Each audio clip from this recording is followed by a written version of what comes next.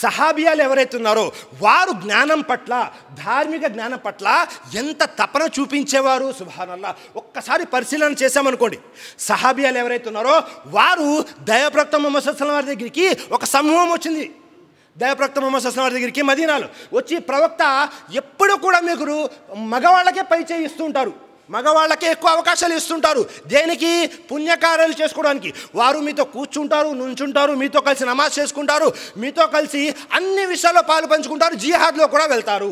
మరి మాకు ఎప్పుడు నసిహత్ చేసేది, మాకు ఎప్పుడు ధార్మిక జ్ఞానం నేర్పించేది అని దైవప్రవక్త ముహమ్మద్ సల్లల్లాహు అలైహి వసల్లం ప్రశ్నించారు. సుబ్హానల్లా. మేము కూడా పోటీ పడాలనుకుంటున్నాము పురుషులతో. ఏ విషయంలో? ధార్మిక జ్ఞానం నేర్చుకోవడంలో. వెంటనే దైవప్రవక్త ముహమ్మద్ సల్లల్లాహు అలైహి వసల్లం ప్రతి వారం మదీనాలో ప్రతి వారం మీరు ఒక ఇంట్లో ఇస్తమా ఏర్పాటు చేసుకోండి, నేను వచ్చి ప్రసంగిస్తాను అని వారంలో ఒకరోజు ప్రత్యేకంగా స్త్రీలకు కేటాయించడం జరిగింది. సోదరులారా, దైవప్రవక్త ముహమ్మద్ సల్లల్లాహు అలైహి వసల్లం అయితే పండుగ నమాజ్, ఈద్ నమాజ్ ఏదైతే ఉంటుందో ఆ ఈద్ నమాజ్ అప్పుడు కూడా పురుషుల్లో ప్రసంగం చేసేసి మళ్ళీ వెళ్ళి స్త్రీలకు ప్రత్యేకంగా ప్రసంగం వినిపించేవారు. ఎందుకని? ధార్మిక జ్ఞానం నేర్చుకోవాలి అన్న తాపత్రయంలో వాళ్ళ తపన చూసి. సుబ్హానల్లా, ఎంత మంచి విషయమో చూడండి. అలాగే ఉమ్మే సల్మా రజల్లాహు అన్హా వారు కొంతమంది సహాబియాలు కలిసి దైవప్రవక్త ముహమ్మద్ సల్లల్లాహు అలైహి వసల్లం దగ్గరికి వెళ్ళి అడుగుతున్నారు, ప్రవక్త అల్లాహ్ ఖురాన్లో ఎల్లప్పుడూ కూడా యా అయ్యుహల్లజీనా ఆమను, విశ్వసించిన ప్రజలారా అని పురుషులను ఉద్దేశించి అన్ని వాక్యాలు అవతరింపజేస్తున్నాడు.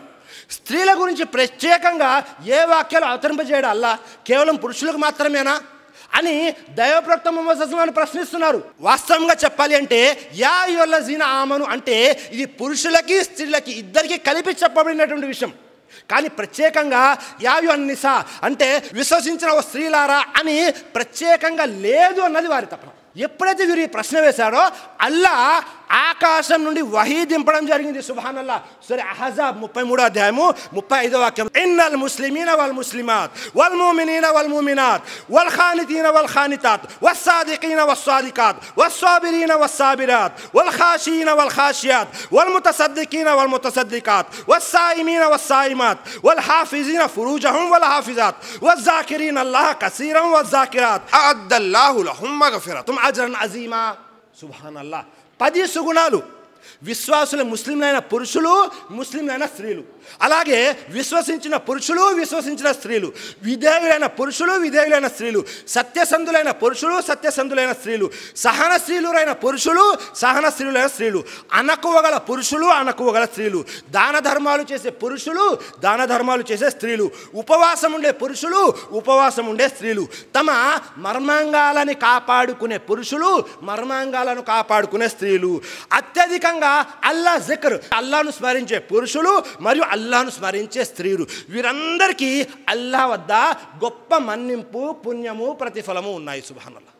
10 సుగుణాలని ప్రత్యేకంగా స్త్రీలకు వేరుగా, పురుషులకు వేరుగా, ఇద్దరికి వేరువేరుగా చెప్పడం జరిగింది. సోదరులారా, తప్పన చూడండి, వారిలో నేర్చుకోవాలి, ధార్మిక జ్ఞానం నేర్చుకోవాలి అని అనగానే అల్లా ఆకాశం నుండి వహీని పంపించడం జరిగింది. ఎప్పుడైనా మనం ఆలోచించామా? ఆ తపన ఏదైతే సహాబియాల్లో ఉందో ఆ తపన కూడా మనలో రావాలి. మనము మన స్త్రీలకి ఆ విధంగా ప్రోత్సాహం కలిగించాలి. అప్పుడు మనకు లాభం జరుగుతుంది, వారికి లాభం జరుగుతుంది. ఒకవేళ జ్ఞానం వచ్చేసింది అంటే ఆ తరువాత చూసే విషయము, చెప్పే విషయము చాలా మారిపోతుంది. సోదరులారా, ఎవరైనా మీకు ఏదైనా విషయం చెప్పారనుకోండి, మీరు వెంటనే దలీలు అడగడం మొదలు పెడతారు, ఈ విషయం ఖురాన్ గ్రంథంలో ఎక్కడ ఉంది అని. సుబ్హానల్లా. అన్సార్ స్త్రీలు ఈ విధంగానే ఉండేవారు, సహాబియాలు ఈ విధంగా ఉండేవారు. ఒకసారి అబ్దుల్లా బిన్ మసూద్ రజల్లాహు అన్హు వారు ఒక ప్రసంగం చేస్తూ ఒక మాట చెప్పారు. అదేమిటి అంటే, పచ్చబొట్లు వేయించుకునే స్త్రీలు, పచ్చబొట్లు వేసే స్త్రీలు ఇద్దరిపై కూడా, ఎవరైతే పచ్చబొట్లు వేస్తారో వేయించుకుంటారో ఇద్దరిపై అల్లా శాపం ఉంది అని ప్రసంగించారు. వెంటనే ఒక స్త్రీ నిలబడింది. అబ్దుల్లా బిన్ మసూద్ ఎవరు అంటే ఖురాన్ గ్రంథం తఫ్సీర్ రాసినటువంటి వ్యక్తి. ఖురాన్ గ్రంథం తఫ్సీర్ని 3 సహాబాలు రాశారు. Abdullah bin Masud, Abdullah bin Abbas, Abdullah bin Umar రజల్లాహు అన్హు వారు. వీరిలో అబ్దుల్లా బిన్ మసూద్ ప్రసంగం చేశారు. ప్రసంగం చేసి చెబుతున్నారు, పచ్చబొట్లు వేసే స్త్రీలు, వేయించుకున్న ఇద్దరు స్త్రీలపై అల్లా శాపం ఉంది అనగానే ఒక స్త్రీ నిలబడి అడుగుతుంది, అబ్దుల్లా గారు, మీరు ఏ విషయమైతే చెప్పారో అది ఖురాన్ గ్రంథంలో అల్లా ఎక్కడా చెప్పలేదు. అల్లా ఖురాన్ గ్రంథంలో సూరే ఫాతిహా నుండి సూరే నాస్ వరకు ఎక్కడా కూడా పచ్చబొట్లు వేయించుకునే స్త్రీలు వేసే స్త్రీలు ఇద్దరిని శపించినట్లుగా ఒక్క ఆయత్ కూడా లేదు అన్నారు. అబ్దుల్లా బిన్ మసూద్ అంటున్నారు ఉంది అంటున్నారు. నిజంగా పరిశీలన చేస్తే ఒక్క వాక్యం కూడా ఒక్క ఆయత్ కూడా డైరెక్ట్గా ఎక్కడా లేదు పచ్చబొట్లు వేసే స్త్రీలు వేయించుకునే స్త్రీలపై అల్లా శపించినట్లు. వెంటనే అబ్దుల్లా బిన్ మసూద్ రజల్లాహు అన్హు ప్రశ్నిస్తున్నారు ఆ స్త్రీని, చెప్పమ్మా, దైవప్రవక్త ముహమ్మద్ సల్లల్లాహు అలైహి వసల్లం చెప్పించారా లేదా, హదీస్లో ఉందా లేదా? అవును, దైవప్రవక్త ముహమ్మద్ సల్లల్లాహు అలైహి వసల్లం చెప్పించారు, హదీస్లో ఉంది. మరి ఖురాన్ గ్రంథంలో ఈ ఆయత్ ఎప్పుడన్నా చదివావా అని సూరే హషర్ యొక్క 7వ ఆయత్ని పఠించారు. ఏమని? వమా ఆతాకుం రసూలు ఫకుజూహు వమా నహాకుం అన్హు ఫంతహు. దయాప్రవక్త ముహమ్మద్ సల్లల్లాహు అలైహి వసల్లం వారు మీకు ఇచ్చిన దానిని సంతోషంగా పుచ్చుకోండి, ఆయన ఏ విషయం నుండి అయితే మిమ్మల్ని వారిస్తారో దానిని వదిలిపెట్టండి. సుబ్హానల్లాహ్. ఈ వాక్యం యొక్క వివరణలో ఎప్పుడైతే దైవప్రవక్త శాపము అని హదీస్ గ్రంథంలో ఉందో అది అల్లా యొక్క శాపంగా కూడా పరిగణించబడుతుంది అని అబ్దుల్లా బిన్ మసూద్ రజల్లాహు అన్హు వారు దాని వివరణ తెలియజేశారు. సుబ్హానల్లాహ్. చూసారా, ఏ విషయం కూడా ఎవరో ఏదో చెప్పేశారు ఇట్టే నమ్మేసేలాగా ఉండరు. ఎప్పుడైతే మన దగ్గర జ్ఞానం ఉంటుందో చెబుతున్నటువంటి విషయము నిజమా కాదా, ఖురాన్లో ఉందా, హదీస్లో ఉందా, లేకపోతే సహీహ్లో ఏదైనా ఉందా అని పరిశీలన చేసే విధంగా కూడా మన స్త్రీలు తయారవుతారు. సోదరులారా, సుబ్హానల్లాహ్. ఎన్ని విషయాలు ఉన్నాయో చూడండి ధార్మిక జ్ఞానం గురించి.